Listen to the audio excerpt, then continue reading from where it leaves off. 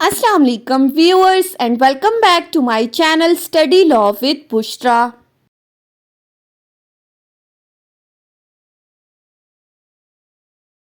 So we were discussing Civil Procedure Code 1908. We have discussed up till Order 17.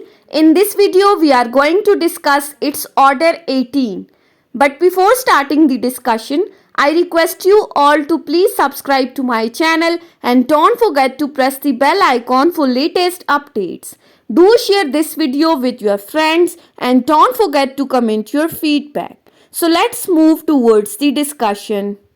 Order 18 of CPC deals with the topic of hearing of suit and the examination of witnesses. अब इस order 18 में दो चीज़ों को discuss किया गया है.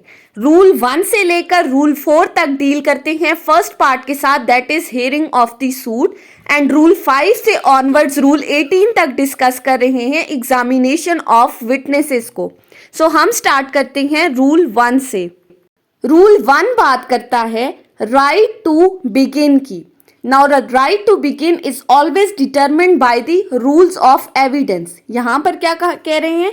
The plaintiff has the right to begin unless the defendant admits the facts alleged by the plaintiff and contends that either in point of law or on some additional facts alleged by the defendant, the plaintiff is not entitled to any part of relief which he seeks, in which case the defendant has the right to begin. अब इस rule 1 में दो बातें कही गई हैं. सबसे पहली बात कि राइट टू बिगिन किसके पास है? प्लेंटिफ के पास है. ऑब्वियसली प्लेंटिफ कोर्ट के अंदर अपना सूट लेकर आया है, वो चीजों को क्लेम कर रहा है. So the burden of proving that claim lies on the plaintiff. वो सबसे पहले अपनी एविडेंस कोर्ट में प्रोड्यूस करेगा इन सपोर्ट ऑफ हिज क्लेम. लेकिन साथ ही बताया है कि अनटिल एंड अनलेस अगर तो डिफेंडेंट एडमिट कर देता है उन तमाम क्लेम्स को जो प्लेंटिफ एलेज कर रहा है, और साथ ही साथ वो कुछ न्यू फैक्ट्स भी एलेज कर रहा है, कोई नई चीजें भी ऐड कर रहा है, तो फिर इस जो प्लेंटिफ का राइट टू बिगिन खत्म हो जाएगा. अब राइट टू बिगिन किसके ऊपर शिफ्ट हो जाएगा? डिफेंडेंट के ऊपर, क्योंकि उसने प्लेंटिफ के क्लेम को एडमिट करने के साथ कोई न्यू फैक्ट्स को एलेज किया है. सो पहले हमने क्या कहा था? Generally the burden of proving the claims lies on the plaintiff. When defendant admits the claim of the plaintiff and allege some new facts, then the right to begin shifts from plaintiff to defendant. उसके बाद आ जाते हैं rule 2 के ऊपर. Rule 2 बात करता है statement and production of evidence. On the day fixed for the hearing of the suit or any other day to which the hearing is adjourned, the party having the right to begin shall state his case and produce his evidence in support of the issues which he is bound to prove. सब rule 1 कह रहा है कि उस date के ऊपर जो कि हेयरिंग ऑफ द सूट के लिए फिक्स की गई है, या अगर एडजर्नमेंट के बाद कोई न्यू डेट फिक्स हुई है, तो उसके ऊपर जिस पार्टी के पास राइट टू बिगिन है वो सबसे पहले अपना केस कोर्ट में बताएगा कोर्ट को. साथ ही साथ जो भी वो क्लेम कर रहा है उनकी सपोर्ट में अपने एविडेंसेस कोर्ट के अंदर लेकर आएगा. जितने भी इश्यूज उसने क्लेम किए हैं उनको प्रूव करने के लिए वो अपनी एविडेंस लाएगा. Secondly, the other party then shall state his case and produce his evidence and address the court generally on the whole case. उसके बाद दूसरी पार्टी कोर्ट के अंदर आएगी, वो अपनी सपोर्ट में, अपने क्लेम्स की सपोर्ट में अपने एविडेंसेस प्रोड्यूस करेगी. And thirdly, the party beginning may then reply generally on the whole case. उसके बाद जिस पार्टी के पास राइट टू बिगिन था वो कोर्ट के अंदर जनरली होल केस को बताएगी कि सारे का सारा केस क्या है. सो पहली बात, जिसके पास राइट टू बिगिन है वो अपना एविडेंस लाएगा, उसके बाद सेकंड पार्टी लाएगी, फिर यही फर्स्ट पार्टी कोर्ट को पूरे केस को जो है वो स्टेट करेगी. Next is rule 3. रूल 3 बात करता है एविडेंस वेयर सेवरल इश्यूज. अब जहां पर एक से ज्यादा इश्यूज हैं तो वहां पर क्या होगा? Where there are several issues, the burden of proving some of which lies on the other party, the party beginning may at its option either produce its evidence on those issues or reserve it by way of answer to the evidence produced by other party, and in latter case, the party beginning may produce evidence on those issues after the other party has produced its evidence, but the party beginning shall be then entitled to reply generally on the whole case. अब simply rule 3 कहता है कि जहां पर एक case के अंदर several issues लाए कर रहे हैं और इन इश्यूज को प्रूव करने का जो बर्डन है वो कुछ एक पार्टी के ऊपर है और कुछ इश्यूज को प्रूव करने का बर्डन दूसरी पार्टी के ऊपर है। तो जिस पार्टी के पास राइट टू बिगिन है उसके पास ये ऑप्शन है कि वो चाहे तो पहले अपने इश्यूज की सपोर्ट में एविडेंस प्रोड्यूस करे और चाहे तो जो बाकी ने प्रूव करने हैं उसको रिजर्व कर ले। फिर दूसरी पार्टी आएगी, वो दूसरी पार्टी अपनी इश्यूज को प्रूव करने के लिए एविडेंस लाएगी, या अगर तो पहली पार्टी चाहे तो वो बजाय अपने इश्यूज को प्रूव करने के लिए पहले डिफेंडेंट को मौका देगी कि वो अपने एविडेंसेस लेकर आए, उसके बाद फिर ये पार्टी अपने इश्यूज को सपोर्ट करने के लिए एविडेंस ला सकती है। सिंपली राइट टू बिगिन जिस पार्टी के पास है वो पहले अपना एविडेंस प्रोड्यूस करेगी, अगर वो चाहे तो अपना एविडेंस रिजर्व करके दूसरी पार्टी को मौका दे सकती है कि पहले वो अपने एविडेंसेस प्रोड्यूस करे। उसके बाद है रूल 4। अब ये रूल 3 को जब आप पढ़ेंगे तो आपको इजीली समझ में आ जाएगा। रूल 4 बात करता है witnesses to be examined in an open court. The evidence of the witnesses in attendance shall be taken orally in open court in the presence and under the personal direction and superintendence of the judge। कि जो भी witness court के अंदर आया है अपना evidence record करवाने के लिए, अंडर ऑर्डर 18 रूल 4 ये कंपलसरी है कि जज जो है, जो presiding officer of the court है, वो ओपन कोर्ट के अंदर उसका एविडेंस रिकॉर्ड करेगा। ऐसा नहीं है कि वो उसको अलग किसी जगह ले जाकर उसका एविडेंस रिकॉर्ड करे, बल्कि उसने ओपन कोर्ट के अंदर उसका एविडेंस रिकॉर्ड करना है। सो ऑर्डर 18 का जो फर्स्ट पार्ट है हियरिंग ऑफ द सूट, उसको हमने डिस्कस कर लिया है। अब हम आ जाते हैं ऑर्डर 18 के सेकंड पार्ट के ऊपर, जो कि है examination of witnesses. So start करते हैं हम अपने रूल 5 से। रूल 5 बात करता है how evidence shall be taken in appealable cases, कि ऐसे केसेस जिनके अंदर अपील अलाउ की गई है उन केसेस में एविडेंस को किस तरह से रिकॉर्ड किया जाएगा। सो रूल 5 कहता है in cases in which an appeal is allowed, the evidence of each witness shall be taken down in writing in the language of the court by or in the presence and under the direction and superintendence of the judge। कि ऐसे cases जिनमें CPC के अंदर appeal allow की गई है उन तमाम केसेस में जो विटनेसेस के एविडेंस हैं उनको रिटन फॉर्म में रिकॉर्ड किया जाएगा, लैंग्वेज ऑफ द कोर्ट में रिकॉर्ड किया जाएगा और साथ ही साथ under the direction of the जजेस की डायरेक्शंस के अकॉर्डिंग उसके एविडेंस को रिकॉर्ड किया जाएगा।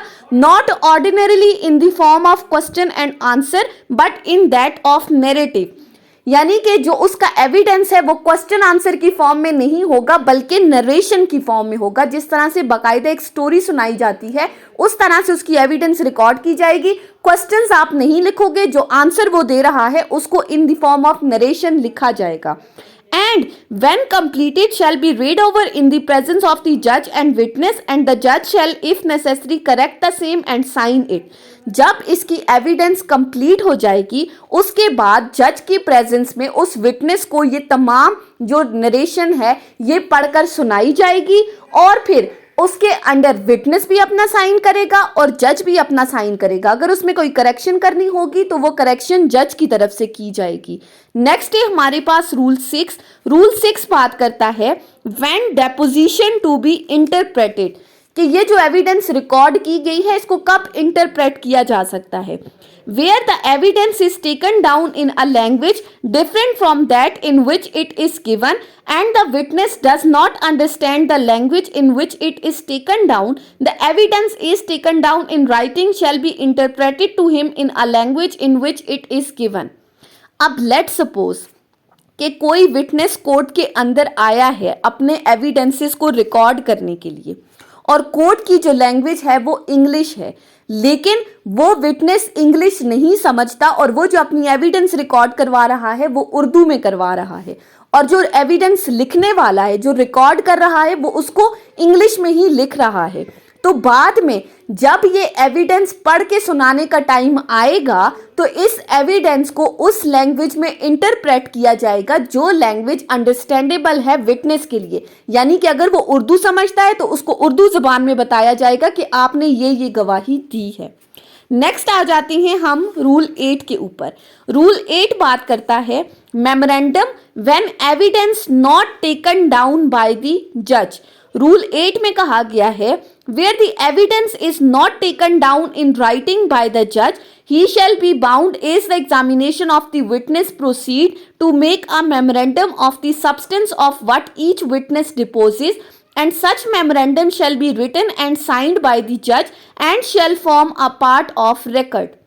कि अगर तो विटनेस कोर्ट के अंदर आया है एविडेंस रिकॉर्ड करवाने के लिए और उसकी एविडेंस जो है वो जज ने इन रिटन फॉर्म रिकॉर्ड नहीं की, तो जैसे ही वो विटनेस अपनी एग्जामिनेशन करवा के चला जाएगा, यानी कि जैसे ही उस विटनेस के एविडेंस को रिकॉर्ड करने का टाइम है, तो ये जज उस एविडेंस से रिलेटेड एक मेमोरेंडम तैयार करेगा। उस मेमोरेंडम में वो तमाम चीज़ें मेंशन करेगा जो ये विटनेस अपनी गवाही में बता कर किया है, और इस मेमोरेंडम को रिटन फॉर्म में लिखा जाएगा। इसके ऊपर जज अपना साइन करेगा और इसको बाकायदा रिकॉर्ड का हिस्सा बनाया जाएगा। नेक्स्ट है हमारे पास रूल 9। रूल 9 बात करता है when evidence may be taken in English. अब इंग्लिश में कब एविडेंस लिया जा सकता है? where the English is not the language of the court, but all the parties to the suit who appear in person and pleaders of the such appears do not object to have such evidence as is given in English taken down in English, the judge may so take it down। जहां पर English court की language नहीं है और जितनी भी parties court के अंदर अपीयर हुई हैं अपने केस से रिलेटेड या उनके प्लीडर्स हैं, अगर वो इस चीज़ पर ऑब्जेक्शन रेज नहीं करते कि इस एविडेंस को इंग्लिश में ना रिकॉर्ड किया जाए, या अगर ये इंग्लिश में होता है तो हमें कोई ऑब्जेक्शन नहीं है, तो फिर जज उनके एविडेंस को उसी इंग्लिश लैंग्वेज में रिकॉर्ड करेगा। अगर कोई ऑब्जेक्शन नहीं है तो फिर रिकॉर्ड हो सकता है। नेक्स्ट है हमारे पास रूल 10। रूल 10 बात करता है any particular question and answer may be taken down. अब ये स्पेसिफिकली किसी क्वेश्चन की बात की गई है। रूल 10 कहता है the court may on its own motion or on the application of any party or his pleader take down any particular question and answer or any objection to such question if there appears to be any special reason for so doing. कि court जो है वो suo motu action लेते हुए, यानी कि अपने on पे या किसी पार्टी की एप्लीकेशन के ऊपर विटनेस की एविडेंस के अंदर अलाउ कर सकती है कि ये स्पेसिफिक क्वेश्चन लिखा जाए। यानी कि अगर आप विटनेस से कोई ऐसा क्वेश्चन पूछ रहे हो जिस पर दूसरी पार्टी ऑब्जेक्ट करती है कि ये स्कैंडुलस है, तो कोर्ट अपने ऑन पे अगर उसको लगता है कि ये स्कैंडुलस है, या अगर पार्टी कोर्ट को इन राइटिंग कोई एप्लीकेशन देती है कि इस क्वेश्चन को अलाउ ना किया जाए या इस क्वेश्चन को अलाउ किया जाए, तो जज बाकायदा मेंशन करेगा उस एविडेंस के अंदर कि ये क्वेश्चन था, इस पर पार्टी की ऑब्जेक्शन हुई, इसमें विटनेस ने ये आंसर दिया, और बाकायदा रीजंस मेंशन करेगा। नेक्स्ट है हमारे पास रूल 11। रूल 11 भी इसी से रिलेटेड है। Question objected to and allowed by the court. When any question is put to a witness objected by other party, the court allows the same to be put. The court shall take the question, answer, objection, name of the person together with the decision of the court। कि अगर तो witness से कोई ऐसा question पूछा गया है जिस पर उसकी अपनी पार्टी ऑब्जेक्शन रेज कर रही है कि ये स्कैंडुलस क्वेश्चन है, इररेलेवेंट है, इस क्वेश्चन को नहीं पूछना चाहिए, और अगर कोर्ट उस क्वेश्चन को अलाउ कर देती है, तो फिर जज सबसे पहले वो क्वेश्चन मेंशन करवाएगा उसके एविडेंस के अंदर। उस क्वेश्चन का जो आंसर दिया है विटनेस ने वो लिखा जाएगा, जो पार्टीज इसके ऊपर ऑब्जेक्शन रेज कर रही हैं उनका नाम लिखा जाएगा, और साथ ही साथ कोर्ट जो है फिर वो अपना डिसीजन भी उस क्वेश्चन से रिलेटेड साथ ही बताएगी, और इन तमाम चीज़ों को उस विटनेस की एविडेंस में रिकॉर्ड किया जाएगा। उसके बाद आ जाते हैं हम रूल 12 के ऊपर। रूल 12 बात करता है remarks on demeanour of the witnesses. अब इस रूल 12 में क्या कहा गया है? द कोर्ट में record such remarks as it thinks material respecting the demeanour of any witness while under examination. कि जब एक विटनेस कोर्ट के अंदर आया है, उसको एग्जामिन किया जा रहा है, उससे सवाल जवाब किए जा रहे हैं, तो कोर्ट जो है यानी कि जो जज है वो उसके कंडक्ट को भी नोटिस करेगा कि आया ये पर्सन जो जवाब दे रहा है ये सच कह रहा है, ये झूठ कह रहा है, यानी उससे रिलेटेड जितने भी रिमार्क्स हैं उसको भी जज साहब रिकॉर्ड का हिस्सा बना सकते हैं। नेक्स्ट है रूल 13। रूल 13 बात करता है memorandum of evidence in unappealable cases. कि ऐसे केसेस जिनमें अपील अलाउड नहीं है, in cases in which an appeal is not allowed, वो तमाम केसेस जहां पर सीपीसी में अपील अलाउ नहीं की गई। It shall not be necessary to take down the evidence of the witness in writing at length, तो जरूरी नहीं है कि विटनेस जो भी एविडेंस रिकॉर्ड करवा रहा है उसकी लेंथी जितनी भी बातें वो बता रहा है उन तमाम को नोट डाउन किया जाए। बट द जज as the examination of the witness proceed shell make a memorandum of the substance of what he डिपोजेस and memorandum shall be written and sign by the जज and shall form a part of record. तो जज जो है वो उस तमाम गवाही का एक मेमोरेंडम तैयार करेगा रिटन फॉर्म के अंदर, और उस मेमोरेंडम के एंड पे जज का सिग्नेचर होगा और इस मेमोरेंडम को बाकायदा रिकॉर्ड का हिस्सा बनाया जाएगा। नेक्स्ट है हमारे पास रूल 14। रूल 14 बात करता है जज unable to make such memorandum to record the reasons of his inability. Where the judge is unable to make a memorandum is required by this order, he shall cause the reason of such inability to be recorded and shall cause the memorandum to be made in writing from his dictation in an open court। कि अगर तो अब हमने पहले कहा है इस order के अंदर कि जज के लिए जरूरी है कि वो मेमोरेंडम तैयार करेगा विटनेसेस की एविडेंस से रिलेटेड। अगर तो किसी वजह से जज वो मेमोरेंडम तैयार नहीं कर सकता, वो अनएबल है, तो फिर वो अपनी उस इनएबिलिटी की रीजंस भी बताएगा और साथ ही साथ जो ऑफिसर्स ऑफ द कोर्ट हैं यानी कि जो रीडर्स हैं, जो स्टेनोस वगैरह हैं, वो फिर उनसे इस विटनेस की गवाही से रिलेटेड मेमोरेंडम तैयार करवाएगा अपनी डिक्टेशन के ऊपर, और ये मेमोरेंडम जो है ये रिटन फॉर्म के अंदर होगा और ओपन कोर्ट में फिर इस मेमोरेंडम के ऊपर जज अपना सिग्नेचर भी करेगा। Next is every memorandum so made shell form a part of record, और फिर ये जो मेमोरेंडम तैयार किया गया है इसको बाकायदा रिकॉर्ड का हिस्सा बनाया जाएगा। नेक्स्ट है हमारे पास रूल 15। रूल 15 बात करता है power to deal with the evidence taken before another judge। Sub rule 1, where the judge is prevented by death, transfer or other cause from concluding the trial of the suit, his successor may deal with any evidence or memorandum taken down or made under the foregoing rules if such evidence or memorandum has been taken down or made by him or under his direction, and may proceed with the suit from the stage at which his predecessor left it। अगर तो कोई जज की death हो गई है या उसकी ट्रांसफ़र हो गई है या कोई भी और रीज़न है जिसकी वजह से वो इस सूट के ट्रायल को कंक्लूड नहीं कर सका, तो इसके बाद में आने वाला जो भी जज है जो उसका सक्सेसर है वो इस सूट को डील करेगा और इससे रिलेटेड जितने भी एविडेंसेस अगर रिकॉर्ड हुए हुए या उनसे रिलेटेड मेमोरेंडम तैयार हुआ है तो बिल्कुल ऐसे ही वो जज समझेगा जैसा कि उसने खुद ये मेमोरेंडम तैयार करवाया है, और उस एविडेंस को फिर वो उसी स्टेज से आगे लेकर चलेगा जहां पर पिछले जज ने उसको छोड़ा था। यानी कि जिस स्टेज पर पिछले जज ने छोड़ा था वो चाहे तो उसी स्टेज से कर सकता है या चाहे तो स्टार्ट से भी कर सकता है। Sub rule 2, the provision of sub rule 1 is they are applicable be deemed to be applied to evidence taken in transferred under section 24। सब रूल 2 कहता है कि सब रूल 1 की प्रोविजंस उन केसेस में अप्लाई नहीं होगी जहां पर कोई केस अंडर सेक्शन 24 ट्रांसफर किया गया है। अब सेक्शन 24 क्या है हम ऑलरेडी डिस्कस कर चुके हैं कि जहां पर पार्टीज की एप्लीकेशन के ऊपर या कोर्ट अपने ऑन पे डिस्ट्रिक्ट कोर्ट या हाई कोर्ट पार्टीज के केसेस को किसी दूसरी कोर्ट को ट्रांसफर कर देती है। नेक्स्ट है हमारे पास रूल 16। रूल 16 बात करता है power to examine the witness immediately। अब सब rule 1, where the witness is about to leave the jurisdiction of the court or other sufficient cause is shown to the satisfaction of the court why his evidence should be taken immediately, the court may on the application of the party of witness at any time after the institution of the suit take the evidence of such witness। सब rule 1 कहता है कि जहां पर कोई witness अगर court की jurisdiction से बाहर जा रहा है, यानी कि अगर उसने आउट ऑफ द कंट्री जाना है या कोई भी और सफिशिएंट रीजंस अगर पार्टीज कोर्ट को प्रोवाइड कर रही हैं कि इस विटनेस का एविडेंस जो है वो जल्द से जल्द रिकॉर्ड किया जाए, इसने बाहर के मुल्क जाना है या कोई भी और रीजन है, और अगर तो कोर्ट सेटिस्फाई हो जाती है तो फिर कोर्ट ऑर्डर पास कर सकती है पार्टीज की एप्लीकेशन के ऊपर कि इस विटनेस का जो एविडेंस है इसको रिकॉर्ड किया जाए। Sub rule 2, where such evidence is not taken forthwith and in the presence of the parties, such notice as the court thinks sufficient of the day fixed for the examination shall be given to the parties. अगर तो फौरी तौर पर court उसका examination record नहीं कर सकी तो फिर वो एक नई डेट फिक्स करेगी और पार्टीज को बाकायदा नोटिस किया जाएगा कि फलान डेट के ऊपर इस विटनेस का एविडेंस रिकॉर्ड किया जाएगा.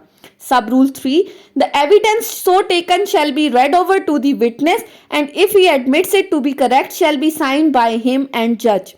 कि जो भी विटनेस है जब इसका एविडेंस रिकॉर्ड किया जाएगा उसके बाद इसको बाकायदा पढ़कर सुनाया जाएगा. अगर वो एडमिट कर देता है कि ये तमाम वही बातें हैं जो मैंने बताई हैं तो फिर इसके नीचे उस विटनेस का साइन दिया जाएगा और साथ ही साथ जज भी इसके ऊपर अगर अपना सिग्नेचर करेगा और अगर किसी तरह की कोई करेक्शन करनी है तो फिर जज वो करेक्शन करेगा और उसके बाद अपना साइन करेगा. उसके बाद है हमारे पास रूल 17. रूल 17 बात करता है कोर्ट में recall and examine the witness. The court may at any stage of the suit recall any witness who have been examined and may put such question to him as the court thinks fit. Rule 17 कहता है कि अगर कोई witness court में आया है और वो ऑलरेडी एग्जामिन हो चुका है और कोर्ट चाहे तो वो उसको री एग्जामिन भी कर सकती है, उसको दोबारा भी बुला सकती है और मजीद उससे जितने भी क्वेश्चन कोर्ट को मुनासिब लगे वो पूछ सकती है. Last is rule 18. रूल 18 बात करता है power of the court to inspect. The court may at any stage of the suit inspect any property or thing concerning which any question may arise. कि कोर्ट के पास ये power है कि किसी भी स्टेज ऑफ द सूट पे कोई भी प्रॉपर्टी या कोई और चीज जिससे रिलेटेड कोई क्वेश्चन अराइज हो रहे हैं उनको इंस्पेक्ट कर सकती है. सो ये थी हमारी आज की डिस्कशन ऑर्डर 18 के ऊपर. हमने रूल 1 से रूल 18 तक इसको डिटेल में डिस्कस किया है. So that's all about today's lecture. I hope कि आपको ये लेक्चर समझ में आया होगा अगर आपने इस वीडियो को अटेंटिवली सुना है तो. सो अगर आपको ये वीडियो अच्छी लगी है तो इस वीडियो को लाइक करें, कमेंट करें और चैनल को जरूर सब्सक्राइब करें. Thank you so much for watching this video. Till then अल्लाह हाफिज.